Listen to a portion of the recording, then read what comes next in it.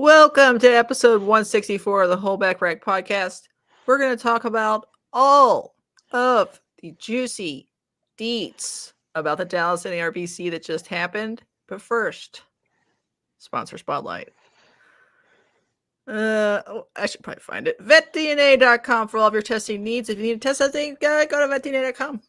Use code #ShitHappens because my gosh, it sure does.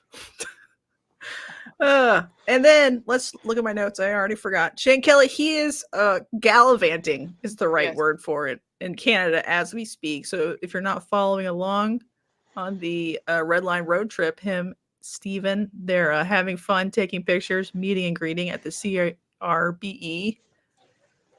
Follow Small Town Xotics. They'll be at Charlotte, not this weekend, next weekend. Very exciting. Hopefully that one is a banger. Small Town Xotics. Bravo Zulu. She won't be at Clubbered Fest. No, she will with Rusted Anchored Co. And right now she's just doing her best thing, living in waders, catching fish, playing with critters. And we love that. Thank you, Bravo Zulu. Ball pythons. Stoneage ball pythons. I don't know what he's doing. Braden ball pythons in the Pacific Northwest, having fun. I didn't get any updates, but that doesn't mean anything because he's probably living his best life. Thank you, Justin. Stoneage ball python. Oh, look, Josh is here.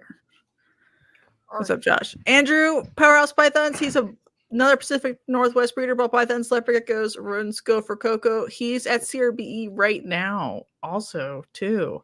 And he'll be vending the Spokane show on the 28th of September. Thank you, Andrew. Great Family Snakes. They just hatched visual xanthic clowns. Congratulations. And they will be at Charlotte doing their ball python dreams with Shane and lots of other friends. Are you going, Alicia? We'll be there. All right, awesome.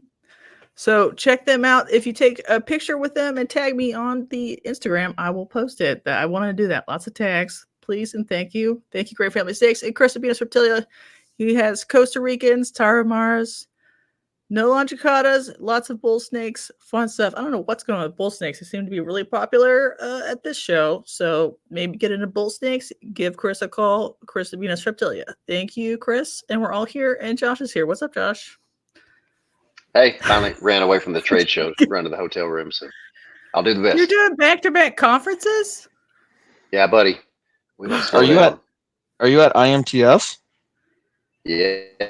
Our company, I guess National Labs, we display a demo machine, and it's pretty cool. We're right for the whole, what do they call it, a wing, I guess. So we're getting a lot of traffic.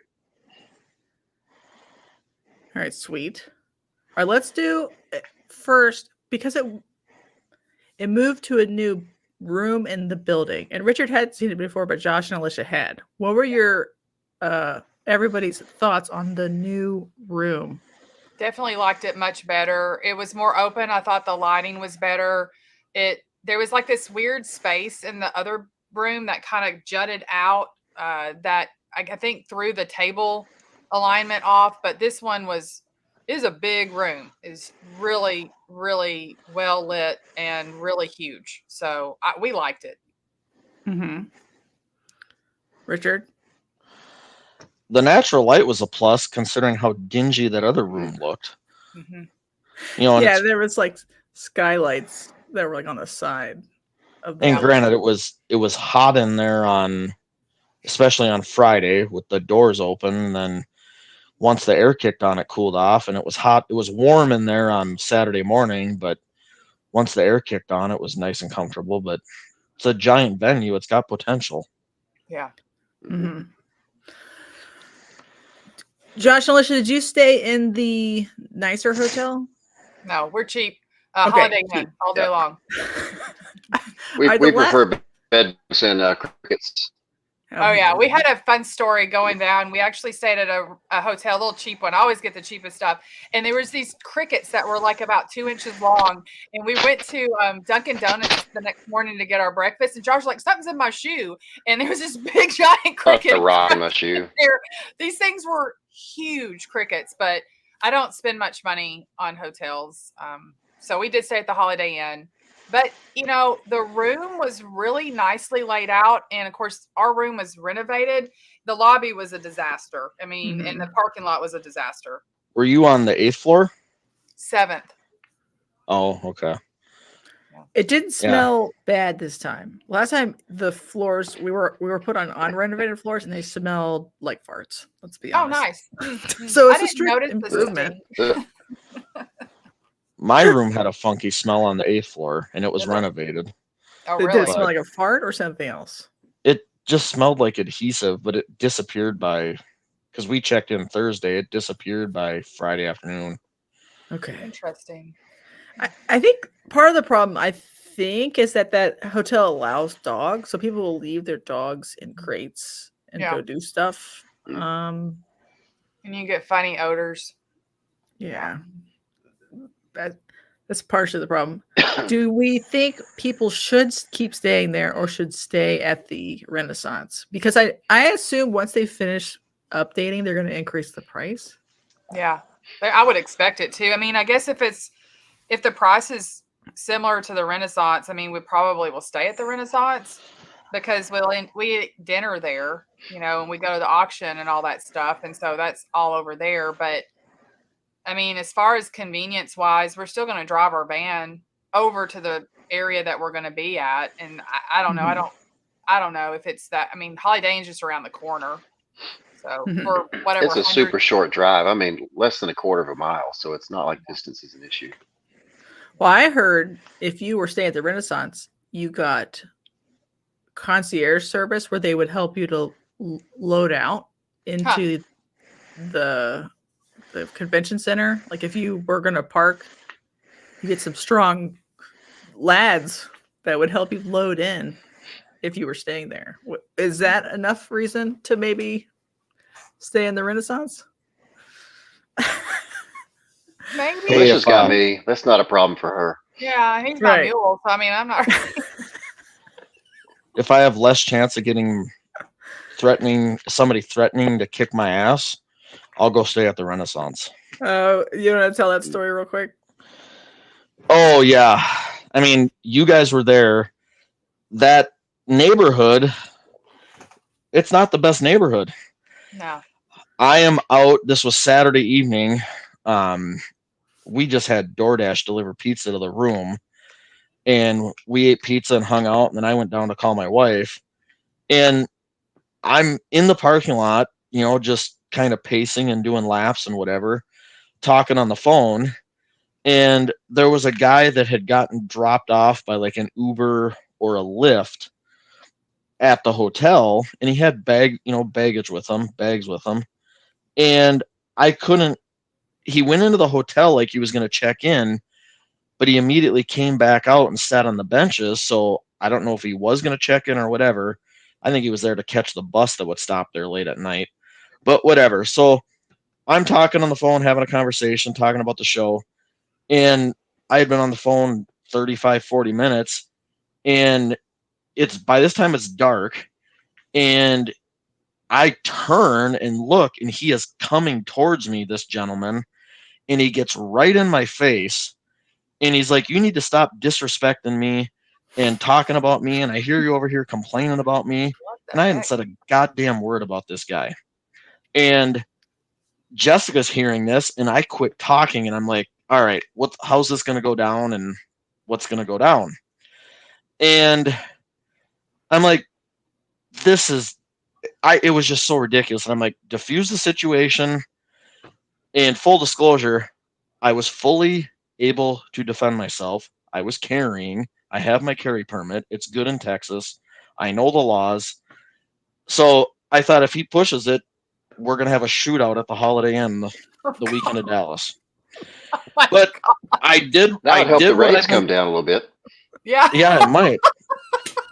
I did what I've been trained to do: diffuse the situation, back away, retreat, all that jazz.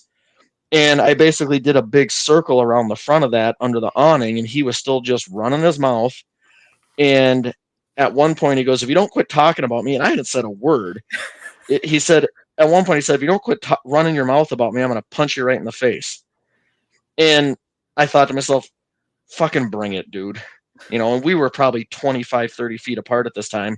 But I'm like, if I get into the hotel, I'm gonna be safe because all I gotta say is that guy's being a nutcase, don't let him in. Yeah. And I just got in the elevator and went up to my room. And I'm like, Jesus Christ. It's like, really? Very classy. There's also like a roving bus that drops people off who don't go into the hotel. They just sort of loiter around. Yeah. That happened. Yeah. That happened Friday night. Yeah. Was were hanging out. Was he a loiterer? No, that's what I think. Okay. Because after we got back from the barbecue that we got invited to, we were hanging out in the parking lot because there were some people hanging out there. And we were out there for a half hour, 45 minutes, just shooting the breeze and whatever. And this bus, like a coach bus, pulls up. All these people start unloading, and then all these cars descend on the parking lot to pick these people up. And we're like, what the heck is going on? Yeah, it was like the bus said like Flex Bus or something on it. Yeah. I saw it a couple times. I just didn't understand what was happening. And those same buses were parked then Saturday and Sunday night, or Saturday night, Friday night and Saturday night. There was a bunch of them parked on the other side of the railroad tracks behind the hotel in that big parking lot. So, all right, Andrew, thank you for the super chat. I don't know if it blew, but it was a little mixed. But maybe the Harbins have a different tale to tell. What did you think about like the number of people, the busyness, sales per person? I mean, we did good. I mean, we had a good weekend, and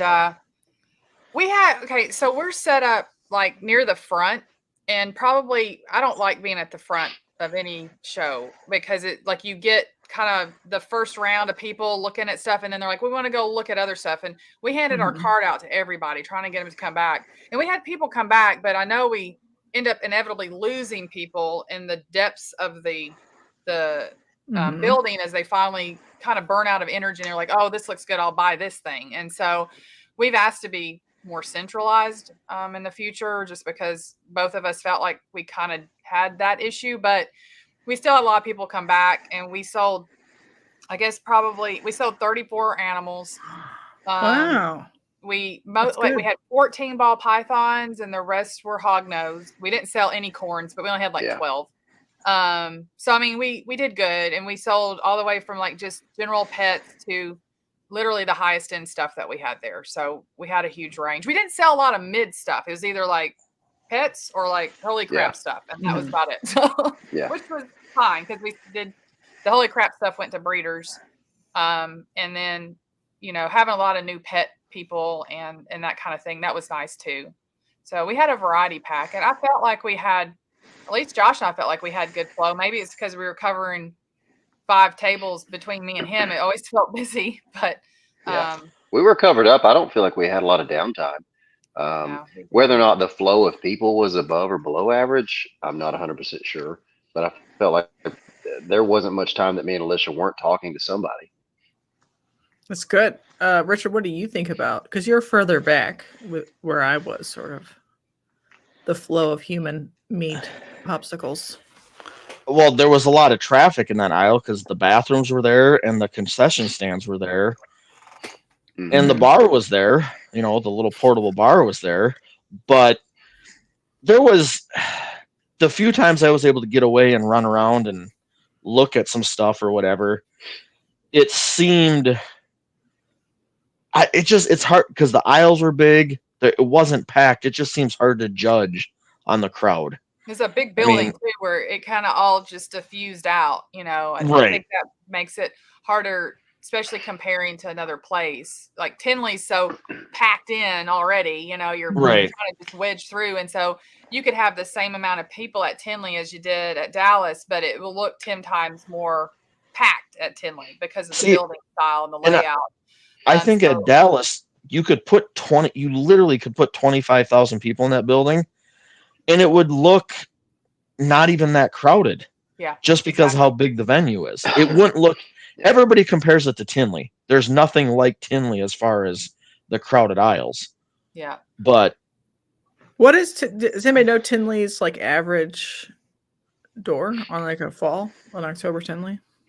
Is it like 6,000 a day or something, or is it even less than that? Because I feel like it was a 5,000 head weekend at Dallas, and I'm literally guessing. So Josh and Alicia are familiar with where the desk is at Tinley, and then going down that hallway. It was in March. That line was from the desk all the way down to that end of that hallway and out that door where the auction room is. That's a huge It was lot. it was all the way out in the parking lot like that till like almost 1:30 in the afternoon. That's crazy. And That's I've never seen it like that. The only other time I've seen it like that, when it was that bad, they opened up all the side doors and had security stationed at them. Because if you already had your wristband and paid, whatever, and just were waiting in line to get in, they let everybody in those side doors. But this year, or in March, it was such a cluster with the line to buy tickets, the line for people that bought them online. It was a nightmare. It was completely disorganized. Mm-hmm. I didn't even really pay attention at the show to see like if there was a line out the door. Like, I mean, I was near the front, but I didn't bother to look to see from the couple vendors I talked to. They said they went out and peeked their head out before it opened for general admission on Saturday, and they said there might have been 75 to 100 people in line. Okay. And there's at a typical Tinley, there's probably 500 to 750 people in line for general admission. Yeah. I mean, there's that line forms during when VIPs and vendors get in at 7:30 on Saturday morning. There's already people waiting to get in for general admission. Mm-hmm. Yeah. I wish I had that much free time to just go stand in line for 2 or 3 hours. Yeah. Talking to like all the kinds of humans, some of them said they did better than spring. Some of them said they did worse than spring and weren't coming back. Some of them, they said they did worse than spring, but they would come back. Some of them said like they did fine, but the drive now meant that this new sort of lower bar that was fine, but it just isn't worth the drive. Like, because they live far away. So it was very mixed, and I don't really know why it was mixed. So like maybe where you are is good, Alicia and Josh, because you're sort of like a quarter of the way in, so they saw some stuff, but they didn't. Yeah. What I didn't sell any. Were those people that are like, was it ball python people that are like the heck with this, or was it other species? All kinds of people. Okay. Like I didn't sell any hognose, and I was like, damn, that's lame. But then you could have seen 40 hognose vendors before you got to me. So why would you want to buy a lavender hognose from me or whatever? There was a lot of hognose there. Mm-hmm. It was crazy. Yeah. And there was a lot of crested geckos too. I mean, like the ball python sales that we had, pretty much most, if not all of those, were breed or something, and we did discount. Like if you came and chatted with us, we're like, what do we need to do to get this snake in your hands? And we did heavy discounting on the ball pythons because we were like, they got to go, and I don't think we gave them away, but we did make some pretty good deals and some package deals on some stuff too. But the hognose, I don't know, maybe our price was just right, or what we had so many pet people. So they just wanted an axanthic or just a condo or just the normal. Heck, we sold a ton of normals. It's like, we always have normals for that reason, because we sell so many of them. And then again, the kind of the higher end stuff went to the breeders. And so I don't know, maybe the range that we had was the right range or the right stuff. Mm-hmm. Yeah, I had like a normal and an Arctic male that were cheap, and then I had lavenders and moon dust. I didn't sell any of them. I was like, that's weird, because people asked us about lavender, and we're like, well, we know other people. I should have said, I mean, I didn't know who exactly had lavenders. I should have asked you what you had beforehand. But I said, but there's other hognose people in the building that should have lavenders. Mm-hmm. Yeah, there was. I've never seen so many lavenders in one place. Josh is back. Yeah, I just think people like got tired or whatever by the time they got to some point, and so like the one person who wanted lavenders didn't didn't make it. I did sell a tricolor, so somebody was interested in that. Hog nose wise. It was just weird. And I did fine, but I can see how people were like, oh, if it's gonna be this big with X number of bodies to the door each time from now on, and like my ability to turn a profit is not good. A lot of people like, I don't think they're coming back next time, which has already been a lot of turnover from the spring show. Yeah, it was Anyway. definitely different people, I thought, you know, in general. I mean, we went ahead and signed up for spring. You know, looking at the numbers, it's really kind of hard to compare spring that we did and now because it's a different dynamic, but I kind of know what Tom did in spring, and we're probably right on par as the conjoined situation with what we did and what he did in spring and now combined together. I think we're pretty on pace. He probably made just a little bit more, but that's Tom. So I mean, we felt better about this show than Daytona. Daytona was just a wrecking ball for us, but absolute dread. Pure That dread. was the But first one without this him. show, I So think now we that had- that's we had better mindset and stuff, and it was less of we had it more organized the way we needed it to be for Josh and I to be able to run it together. Like I said, we actually spent a long time setting up, trying to optimize. Like, how can we see all the tables? How can we get the flow of animals optimized so people can experience this and that in the best way possible, and we could watch each other's back because it was just the two of us, and normally it was at least four of us. Is it too?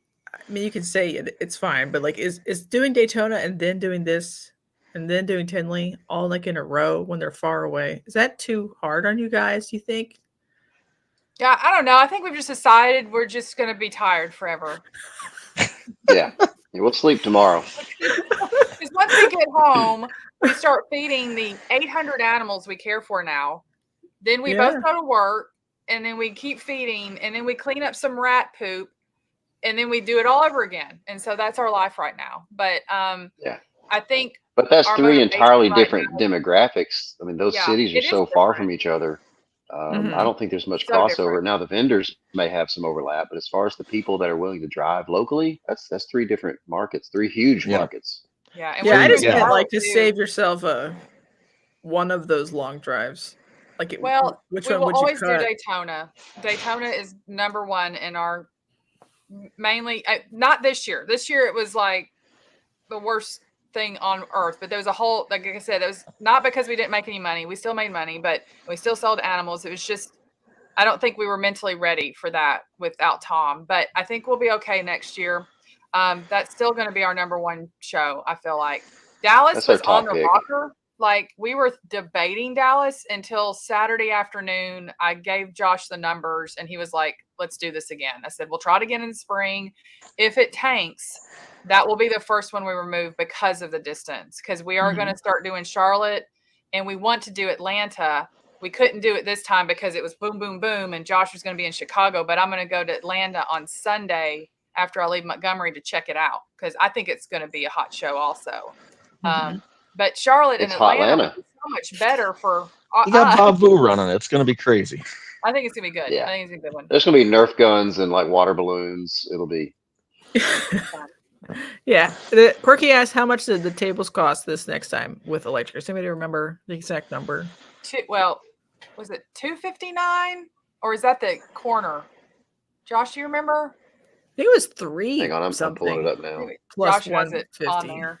Because we were in what they call the inline aisle or whatever, and we had two tables, so it's essentially a 10 by 20, and I think it was $319 or $309 per table plus electric.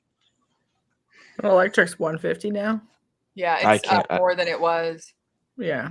So we got 6 tables and an end cap, and I know it was right at $2,000, whatever the math is for that. But the corners, the end cap corner thing group is more than just the inline. So we got 2 inlines with the end cap. Oh, okay.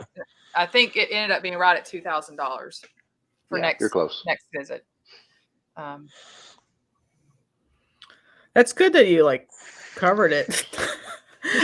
I don't know. I'm like, holy, that's a lot. Like, I feel like I brought $15,000 worth of snake inventory, but didn't like as a percent of dollar snakes sold. It was kind of low. It was fine, but it was low. Like, I've sold more of a percent before. Like, you sell 2,000 out of $10,000 of inventory. But I think it's just like place in the show. I did like being near the bathrooms. Like, I can't imagine being on like the distal end of the back of the show. I feel like that'd be worse. Like, you're not near concession or bathrooms, and you're in the like the dead corner. Yeah, I haven't honestly done the percent of the show value. I guess we're probably in the 2%. I mean 10% of the total value that we took, but we took 180 animals. It's a lot. So that range from like, I'll give it to you, right, to really up there. And so, literally, I was ready. What day was that? Saturday, when the little Discovery stamp passports were coming around. I'm like, Josh, hey, if they have all their stamps, we're not on that little Discovery thing or the passport thing, but we can give them a free ball python if they can show us all the stuff. We were serious. Oh my God. Heck, yeah. Considering the crowd, you give them 30% off a hog nose. You would have sold them all. It probably would have. Yeah, that's true. That is true. I know I was vending with my friends Mike and Keith, MKS reptiles. But I had probably 45K worth of inventory at my table, maybe 50. They had probably 35 to 40. They sold one animal the entire weekend. There was a lot of like new gecko people that I felt like put a lot of pressure on that market segment, and I was like, new gecko, but new vendors with geckos. Right. Their father and son, and Keith is the father. He's mostly leechies, but you had Carl, you had Bob at JBI, you had Paul at Living Wild, you had Savechko had some. Like, there was six or seven leechy people there, like the heavy hitters in the leechy game. And it's Bob at JBI. He's another Minnesotan, I consider him a friend, but he was selling babies for $250 to $300, and you can't, for what was there in the door in the building looking at leechies, people are going to buy a $250 leechy just because of the price. I'm glad I didn't know about that. I would have probably left and gone and bought a lychee. We'd have had a dang sack full of lychees, like Chris. A bunch of lychees, because that's one reason I haven't bought them is the price point. But $250, that's cheap. Bob will be at Tinley. I'll facilitate him bringing a sack full of lychees for you. I need to stay behind my booth. I'm much safer there. I don't get in trouble. It's better when she doesn't leave. Bob has got it figured out. He manages to, in his words, overproduce every year, but then he ends up selling babies for cheap. He just likes collecting eggs and hatching babies. He don't care about the money. Yeah. I mean, for him, it's truly a hobby. Gorky asked, do you think the prices are fair? Loaded question. Everybody handled that the way you think is fair. I guess it depends on what prices. I mean, if he's talking table prices, tables, yeah. Oh, table prices. Oh, I think that's a tough question because we got a lot of quality buyers that came our way. We had steady traffic at our tables. For us, it was a high value show. But as y'all are saying, not everybody got that. I guess you don't know what's going to walk through the door. Yeah. I don't know how much that venue would cost the place to rent. If it's a, $50,000 a day building, then I mean, we got a good value on those tables, but I don't know. I mean, that's a good question. I have no idea, like, how much did NARBC make off of it from us. I don't know. Yeah. Right. Go ahead. I went to a barbecue hosted by a local on Friday night, and there was a lot of ball python people there, and Carl Vargas was there. He's one of the few gecko guys there. But a lot of them were talking about how this is a new venue, new location. It's probably going to take some time to build and the familiarity of it being there, and that they were talking, table prices should be reduced. So the vendors that are showing up and supporting that new location and dealing with the growing pains aren't paying the full price of doing an NARBC show. And the NARBC show, they're supposed to be these prestigious shows, but that's Tinley. I mean, somebody goes to Tinley and they say, "Oh, people don't fly into Dallas to go to Dallas NARBC like they do Tinley." I'm not driving. Used to. You think they did it when it was in Arlington? Mm-hmm. I'd go there and see like Canadian Crew. Will's Discord did like a little meet and greet thing. They 100% used to. So do you think Go ahead. Do you think having the show in Denver the same weekend affected that? Yes, but like I think people have maybe consolidated their interest in like a networking show to just Tinley. There were people who flew 100%. in for this one this time, but it feels like they're more like, which is what's causing this sort of like breeder drain, where people who aren't making quite enough money are like, I'm not going to come back. But then like they're just filling in those tables with local talent. You're not which drawing. Is fine. But who's going to come in to see like local talent ball python breeder number 70? Somebody that they could see at a local herp show. Right. With as many herp shows as there are in Texas. Yeah,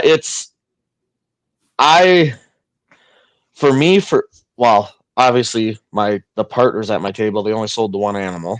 So they're not coming back? We're undecided. Okay, thinking about it still. You always go into a show like that, a big national show, having high expectations, and then you just set yourself up for disappointment. The biggest thing I got out of it is the networking, because I breed the Pictus geckos, and I had hundreds of people, maybe that's an exaggeration, but dozens of people say, "What are these things?" But I had plenty of people that walked up and looked at them and goes, "Oh my God, I haven't seen these at a show in 5 years or 10 years. Mm-hmm. And I sold some to another vendor. I traded away 17 of them to another vendor for a cash and a pair of gargoyles. I met some other people that are into weird geckos like I am, because I'm a gecko dork. So that part of it was good. That's what I got out of Saturday.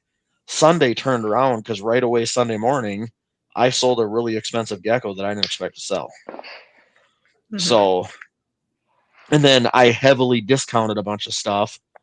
And, the way Sunday morning started, I thought, okay, here we go. It's going to save the weekend.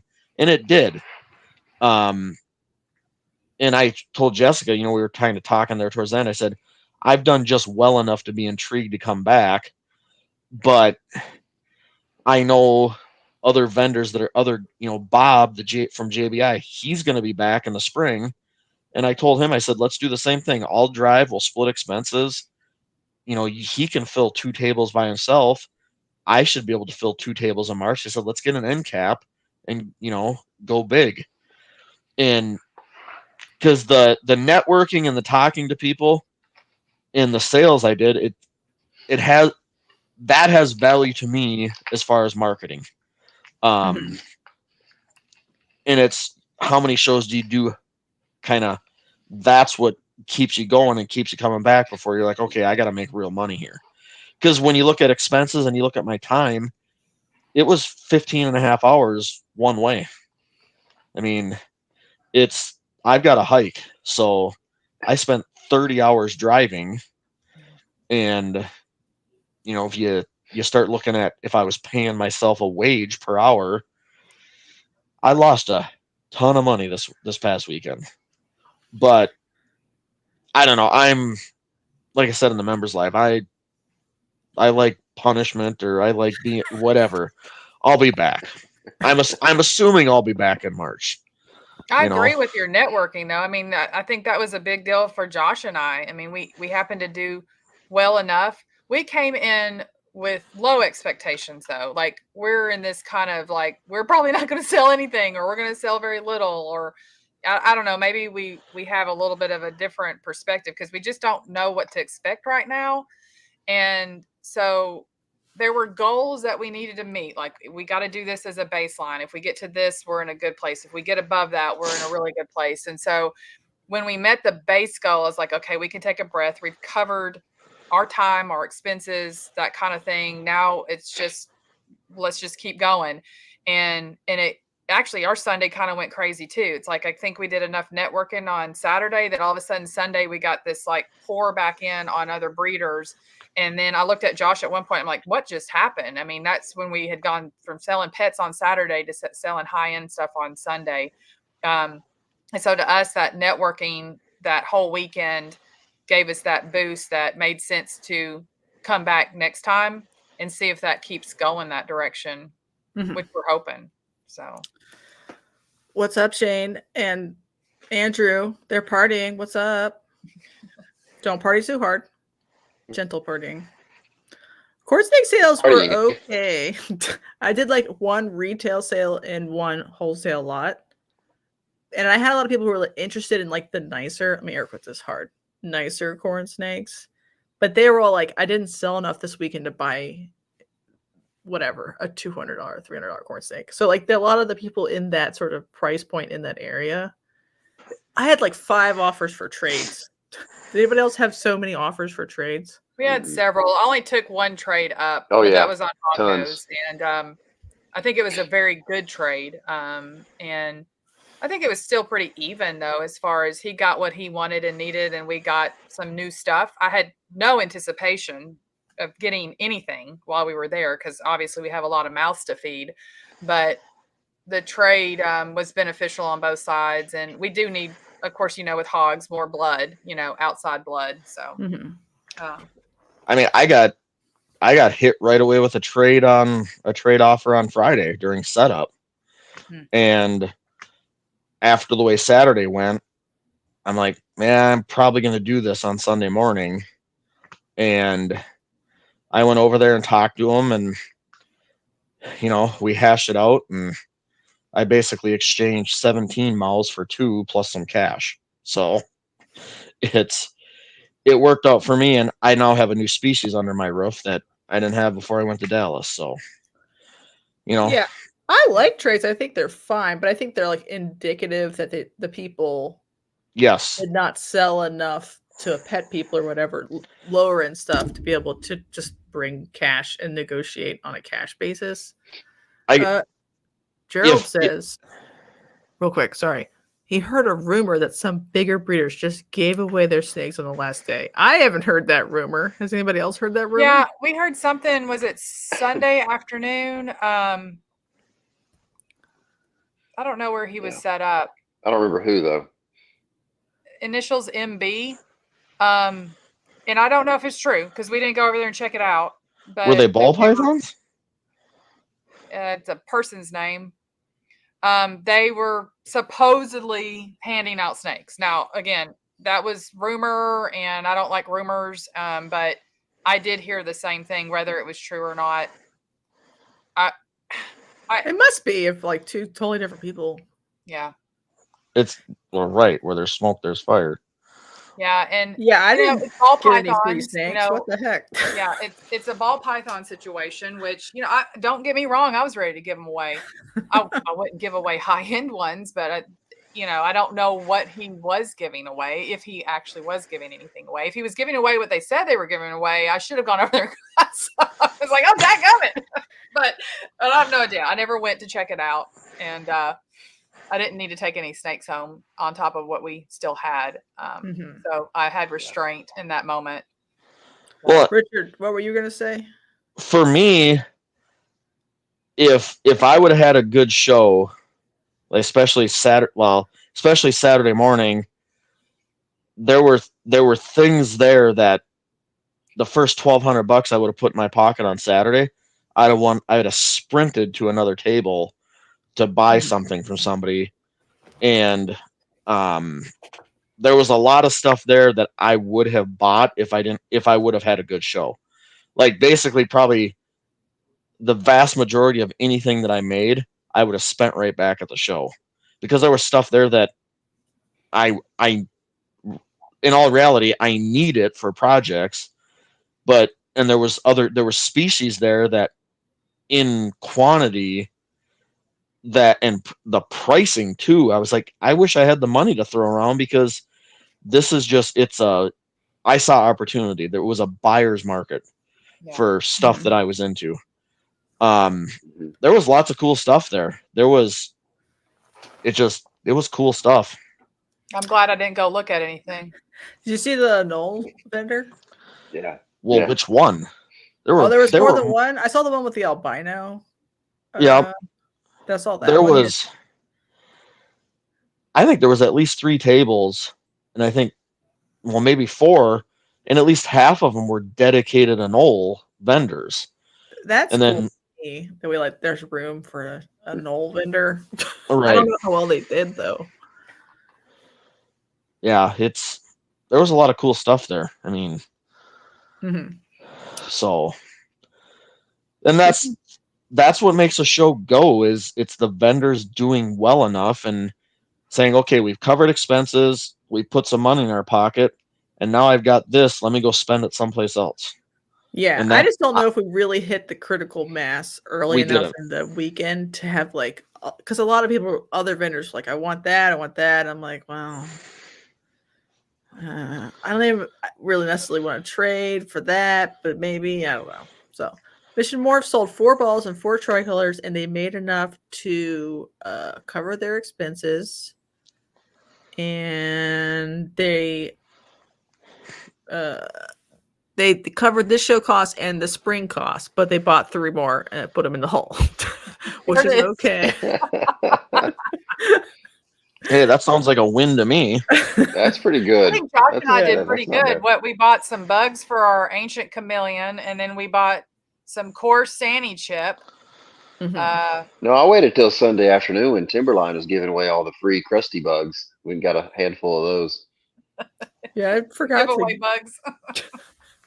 I forgot to go up there. I actually just put on my form. I'm just near Harbin's. Hopefully they honor it. There's a few people that put that, but we're gonna set up our own wing. Over our thing. All right, good. We've got a flag that I guess I'm hoping we can pick that up this before Charlotte. That's gonna go. I don't know how tall is it gonna be, Josh? Just 25 feet. Just 25 feet. Okay. We could have gone bigger. Does it say hog noses on it, or your logo? It's got our logos on. It's got Tom Harbin logo and our snake logo on it, and it's just basically so we can point up and say, "Hey, you know where we are. Come back," because that's the biggest thing is losing people in these crowds, and they're like, "Oh, where's that person at again?" Did you see? They were on an end cap. Sacred geckos. Their banner it must have been 20 feet off the ground. That's pretty awesome. Oh wow! I thought about buying a corn dog banner from a fair. Nice. Because I sell corn snakes. I'll just be just kidding. Little corn. Well, who is it? Is it Lone Star, Red Star Reptiles? He's got that lighted sign that the stick spins and creates a 3D image. Yeah, it's kind of crazy to look at. That one's awesome. There's a bunch of those here at this trade show. I've been eyeballing setups and display ideas here at this machine trade show that I'm going to inject into the reptile world. I thought the show was, like I said, fine, but to me it felt light in terms of number of humans walking by. So I'm very light. Yeah, I just feel like the table price is fair for the size and quality of the venue, but the venue should feel kind of full on Saturday, at least. Not Sunday, but Saturday. So I would want more advertising to get qualified buyers and maybe confused families, but they're kind of there to see what's up. I hate to say it, but that show needs more beardy moms. Yeah, or anything Like to me, like Or- the plant person beside me didn't sell out, didn't sell at 30%, which they did halfway through Sunday, or 50% off, which they did at the end of Sunday. They should have sold out if it was They like should, a yeah, the ton of table that people. was in between us. They should have sold out if it was like a really poppin' crowd. It's because it's just I like don't think there was heavy as many plant. of the snake discovery-ites running around as usual. Like, I just think the attendance in general is down from Mhm. whatever X Well, reason you want to blame it on. they were pretty much corralled in the back there. They And hovered in the Yeah. back. I peeked back there and they had not the typical Tinley line, but then I talked to Ed because he was getting something, non-alcoholic beverages at the bar because he was throat was so dry from talking to people. Yeah. And he said it had been steady. But I'm their bouncer at Tinley on Saturday. So I go cut the line off so we can get them to lunch and kind of separate them from the masses. And I've seen what that line is like, and Dallas was pretty comparable. Okay. Mhm. What else happened? Any other like new vendors that you think were like, oh, it's interesting that they decided to show up? Because now there's like open spots. I don't remember anybody specific that I thought, wow, where did you come from?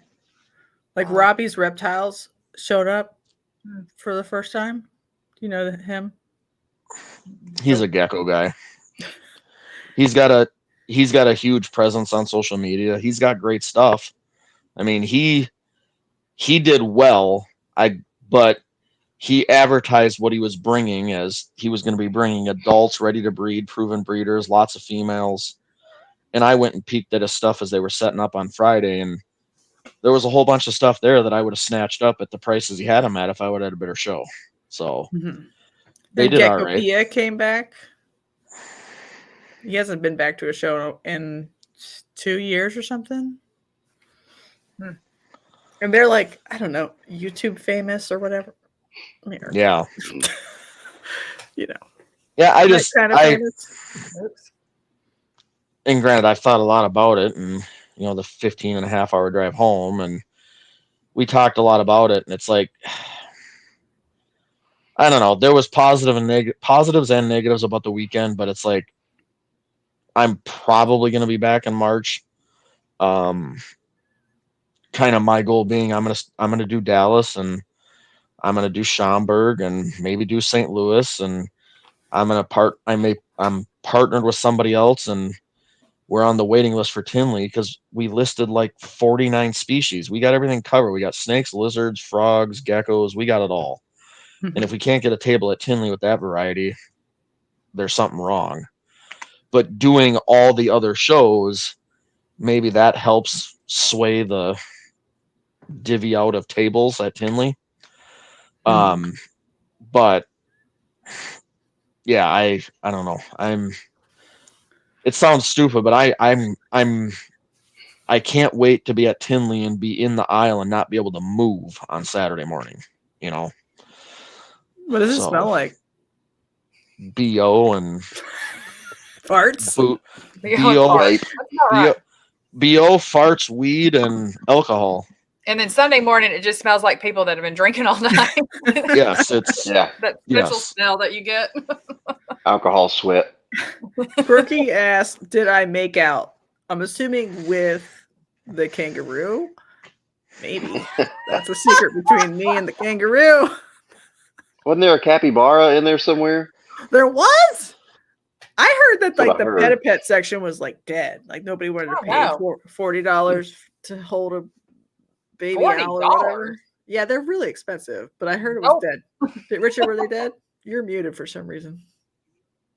Do you want to be? Oh, because I had to cough. No, it was like you could pay. They had a really large sulcata tortoise back there that spent all weekend ramming its against the cage, trying to get out, and then you could spend $60 to hold a sloth, and I was about ready to go slaughter that goat and eat it on Saturday morning, as noisy as that baby goat was. You could hear the thing crying all the way up at the front of the show. Yeah. And then what was with you could have gotten crabs back in the corner. I mean, they were hermit crabs, but it was like a I vending thought machine. this was like a behind the Arby's joke coming. No, it was like a vending They were machine that actual crabs. it was like Oh. called Got. Their business name was like Got Crabs Yo or something like that. Was it? And it was a vending machine that dispensed hermit crabs, from what I Holy understand. cow. I hate that I missed that. But, That was in the back right corner. okay. Never been to Outer Banks ever. No, There's a chain of restaurants called Dirty Dicks. Nice. And obviously they have a shirt that says, I got crabs at 30 Dicks or whatever. That's all I can think of. it's speaking of that. Apparently, the Holiday Inn there is the hooker hotspot too. Did you see any ladies of the night? I didn't see one, and I was on the hunt. I was looking for them, see what their business model was. I looked Might be better than and was selling unsuccessful in finding any. I wanted to verify I take whether the it was same one true. home every night. So Yeah, thanks. We weren't out doo-dahing around too much. Like once we got to the hotel, we just went straight to our room. So we didn't really canvass the situation. And we were always trying to figure out where to park the damn van because Right. it's so big and all that space was taken up by all those containers. I'm like, where are we supposed to park this thing? So Yeah, Emma got crab from Dirty Dicks. Oh, yeah, there you That's go. Right. Excellent. I knew it. Y'all know, East Coasters know. So it sounds like everyone decided to go anyway. I thought I was like depressed. Saturday. I was like, what am I doing? But I'm so close, I would never not do it. Because yeah, the networking like makes up a lot for it. But y'all See- are relatively far away. And I'm like, And I like going to reptile shows. I like vending reptile shows. So it's like that helps. Yeah. yeah, you know, sometimes it's like- exhausted. I want to pre-position like ARS displays at a local down there, Mhm. and then I can just fly in, do the Delta cargo with my geckos underneath the plane that I'm on, and arrive. And you know, That'd I'd be love way to do more it. fun. I'd love to do it that way. Well, we had 'Cause I- Hognose friends that did that, and because they were flying in from Southern Florida, and of course, I think they said if they had a drive, it was like 24 hours almost or 22 hours, and so they did a whole Yeah. like cargo shipment, had their displays shipped in, and it was actually quite inexpensive cheap. to do it that way, and they saved a Yeah. heck I of a think lot like of each time. box was like $75. Yeah. Yeah, it And was I just- not very expensive to do. Of I course, they're look doing at the- Hognose, which don't weigh much, and so they're in little deli cups, and it's more about like the size of the box too. But then Yeah. I think then they say it was like $200 something for all their equipment shipped in, so it was less than another Yeah. person's ticket. And even if Yeah. you don't want to do the Delta cargo thing or whatever, Yeah. I now have at least one connection in the Dallas area that I'm sure if I said, hey, I'm going to ship in geckos, go pick them up at the FedEx hub, Yeah, you know, there's ways to do it. Because I look at it this way, the 30 hours I spent driving, to me, that time is worth about $1,500. Mhm. Yeah. You know, You gotta And value extra your own hotel time. nights or And- whatever too, if you split it up. yeah. yeah. We So try it's to like, make our driving time our corporate hours. That's when we've got the laptops out. We're trying to shoot emails. We're trying to do some budgets. We're trying to do some Mhm. concepts. Some We even tried to audio record some little, audio tracks. So, and I mean, yeah, we're trying to make the most out of that. we had great conversations. You know, Keith and I, we talked a lot, especially on the way home on Sunday night into Monday morning. Mostly just to stay awake, but I'd never do it alone. Like I would never make that drive alone. If I did, I would do the halfway thing, stop in Kansas City, and then, you know, it'd be a 2-day trip. But I don't know. My mind may change, but at this point, I'm probably going to be back there in March. Give her hell again.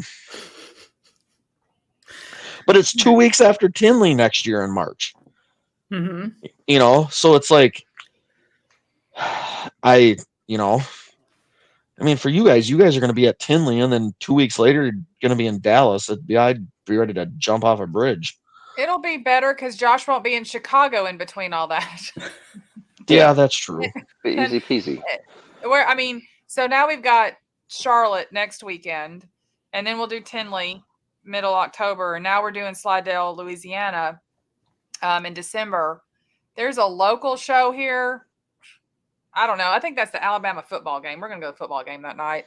Have like a normal life for a day. You are gonna drive all the way from Tennessee to Slidell to vend a show. We love that show. Yeah. I was told by Seafood. people that live in Louisiana, there's no reason to go to Louisiana. Tom always crushed it in Slidell, and so we're flying his flag as long as we can crush it under his name. So I don't expect Tom at Slidell, and so he had such a. And I love Cajun food, so it's a win-win. Oh yeah, so we're gonna go eat seafood. You could probably convince me. We'll you could probably convince me about the food. Yeah. Yeah. Yeah. I've always wanted a reptile show like closer to New Orleans in like a parish that makes sense law wise. Then you could go there after. Yeah. Like right after and go like walk around. You could leave and go into New Orleans, after if you wanted to go for one evening, like especially like the Friday night after setup, you could go down to New Orleans and hang out a little bit. But there's so many good little places to eat in Slidell that it'll be, and we go catch geckos on the side of the walls, and there's a lot more critters still running around in December while we can go herping while we're there. But no, we decided kind of literally, was that today or yesterday I did that? I can't remember. But I sent a message to Josh, say, hey, you want to go to Slidell? And he's like, sure. And I'm like, let me just see what we can do. And they still have Tom's tables available. So we're like, we'll take them. And we'll see what happens. It's kind of, but yeah, it's almost like an honorarium, a memorial kind of thing at this point still. So we're wanting to kind of do the dad tour for a while. And honestly, connect with the people that he connected with. So it's kind of like a reunion tour in a sense. Yeah. And because we're what it's worth, I was going to say, for what it's worth,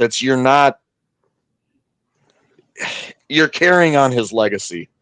You're not, he would want you to do what you're doing now. Yeah. Yeah. He would. Yeah. The handful of conversations I had with Tom at Tinley, as short as they were, I wish I would have had more. I mean, he is a special guy. I hate to use the past tense because to me, he's not gone. He's there at every show that you guys are there. He's entrenched in the community, and you guys are just carrying on the legacy. That's what we're trying to do. And we've been really fortunate that at these last couple of shows that everybody's come up to us that had that special connection with them. So we're now building new friendships. And, we probably would have anyway, but it's, this kind of accelerated it. So we've got so many, I've had so many texts this week from his friends that are now like, we're now, kind of in it with them. And that's pretty cool to hear all the stories that they had about him. And, so I do feel like our presence is needed. And I think he would we would have probably gone with him to Slidell anyway this year because we had been talking about it. So I think we're ready to keep going. I think after Dallas, and we both had good mindset because Daytona, we're like, I never want to do any of this shit again. We were just so like in such a bad place. We were over it. And but the Dallas, it gave us this boost of energy, and we're like, yeah, we're doing this. We've got this now. We can handle this, and I think Tom would be happy with the decisions we're making, and we're gonna keep cranking it. So I don't work very much anymore until we gotta do something. Thank you for the super chat, Andrew. He met Tom in Slidell in spring 2023, and he says it was so awesome. Yeah, Tom is a warm spirit, unlike me. He was always really nice to talk to. I think to echo what Richard was saying, though, like going to these shows to me is about the community. It's about networking, and you don't get these like video chats and meetups are awesome, but meeting in person is so much better. And I think that was a big point that Dad tried to drive home. So luckily, we get to share a hobby together and sell snakes to each other. But getting to hang out and meet people from across the country, that's what it's all about. And like Richard says, he likes vending. We love vending. We love going and seeing stuff and talking to people. And I think you kind of need to love vending to do it, because it's not an easy thing to do, especially with the traveling involved. And so I think, I get it 15 hours. I mean, that's a long way, man, but we'd probably do the same thing. So yeah, the other, we're sort of ending here, but I forgot to mention the McQueenie show was at the exact same time. So it actually pulled vendors to South Texas that are normally NARBC goers to just do their show at McQueenie. And maybe even pull guests. I'm assuming it's not that far away, but maybe far enough that somebody wouldn't drive the extra 5 hours up just to Dallas. So that was like sort of an unfortunate. That in because robot. 2 hours Say it away again. from Nashville Josh, and you're 2 hours breaking away up. from Chattanooga, and never mind. It wasn't a good story. I can understand. You mean what his point was, like, we have the same like little cluster right here: Knoxville, Chattanooga, Nashville, and they'll have the same shows. Like, we'll have a show in Knoxville with one group and another group in Chattanooga at the same time. Well, that's an hour and a half apart from each other. You are pulling vendors apart. You are pulling, potential customers. And then the other problem is that heavy saturation in the same region. You get that kind of, I'm going to go look at this show, but I may wait and go to that next show and buy at that show, or I may just wait, or, you don't get this sense of urgency. If you only got to go to a show like every 6 months because it was the only thing in your region, you kind of have a little bit more sense of urgency to purchase as a customer. So I do think there are some saturation of areas that may be a problem in Dallas if too much HRP show plus NARBC plus this other group are all kind of piled up around the same time. It could dilute everything out. Yeah, I think the NARBC name is still special, but it needs to act special too. Yeah, I don't know how to do that. I know what you mean. There needs to be a bar above to set them apart from the other show groups. Not that, I love HRP show, obviously.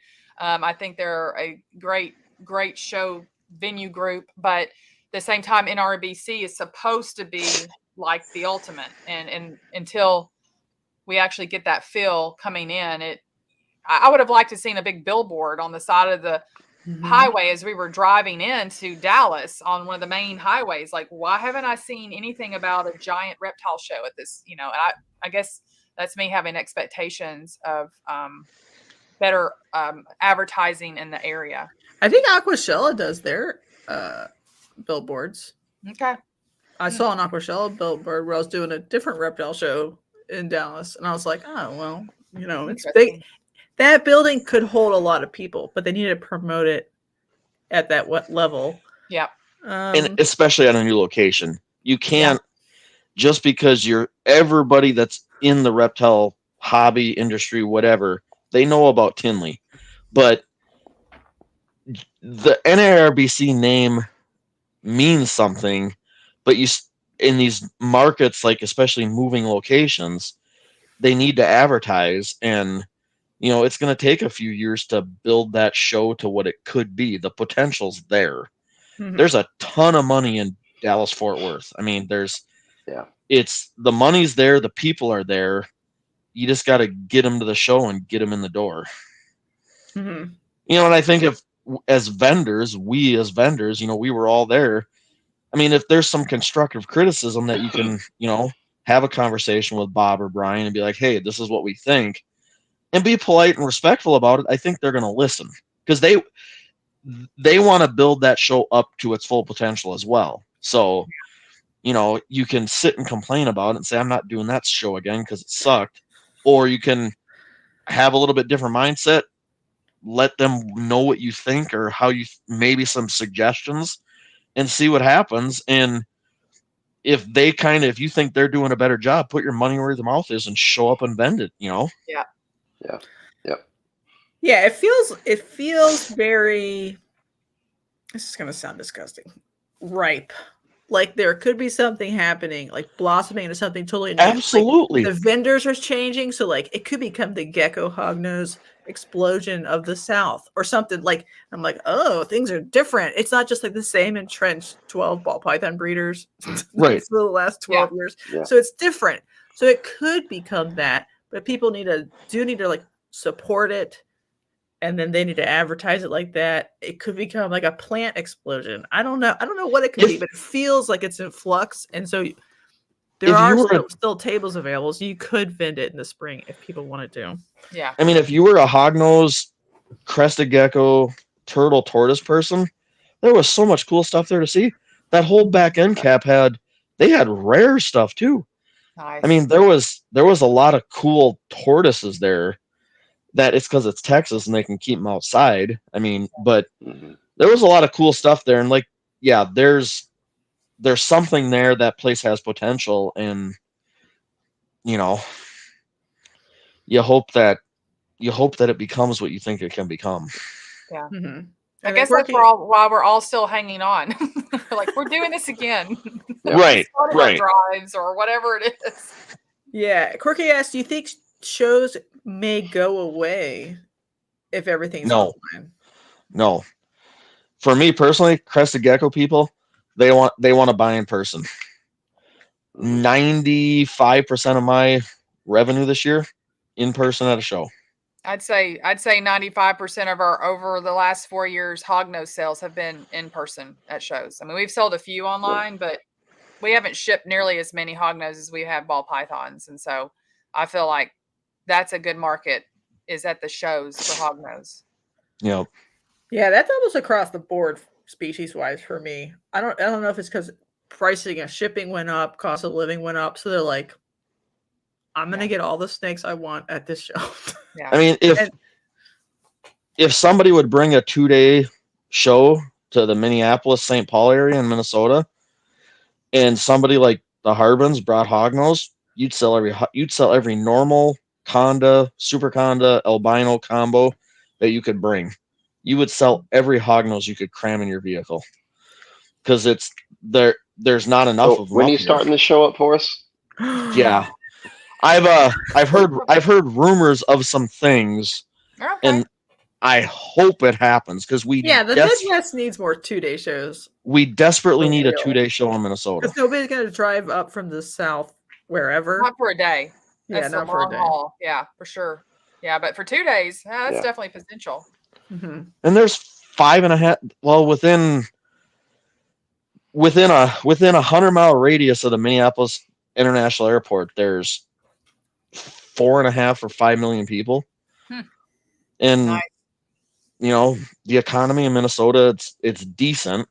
I mean, our unemployment is always trending way below the national average, but we need a 2-day show here, and somebody with hognose would just clean up because it's the snake discovery effect. That's true. You know? Yeah. Kind of ripple effect there. All right. I think we ended on a positive note. Yeah. A lot of people were like, I'm never coming back. And I'm like, ugh. But I think it is fine and can be fine if we all work on it together and make it whatever it's going to be. Like, I know there's hard parts about it. Like, there was way too much ball python competition in the spring, I think. And they got the message, and then a lot of them didn't come back, and now it's sort of evened out, and it'll sort of keep evening out naturally. But Alicia, would you vend or attend Dallas and the NARBC in spring 2025? Definitely. Josh, I'm assuming you're coming too. I don't think you have a choice. No. Are you gonna do more 3D prints? Are you gonna print dragons? Are you in? I need to get it back after that. I do not have much time to make stuff. I can barely make enough probe clamps to keep up. So did you sell out a probe? I've been making them while you're gone. Like, actually, they're waiting for magnets right now.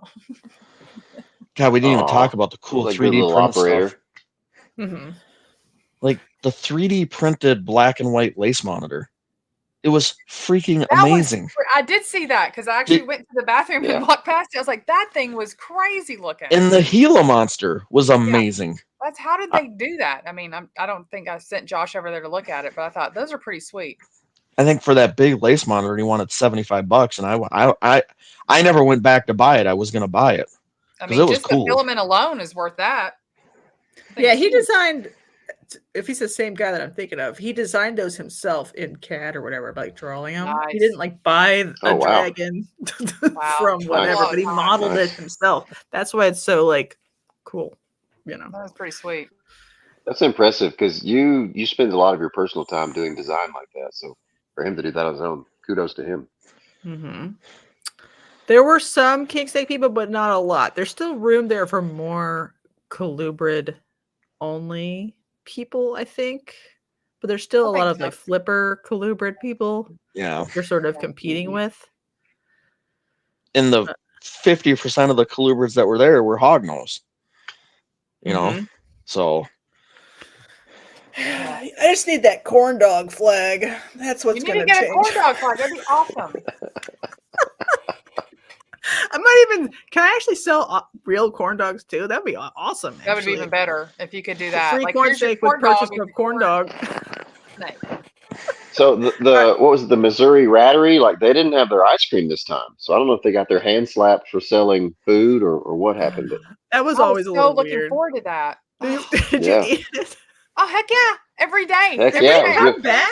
Rats right next to it. I was eating that mint chocolate. It was delicious. was it made with real rats? I don't even care. It was so good. I don't care. It was delicious. It was Did in they the come freezer back? near the rats.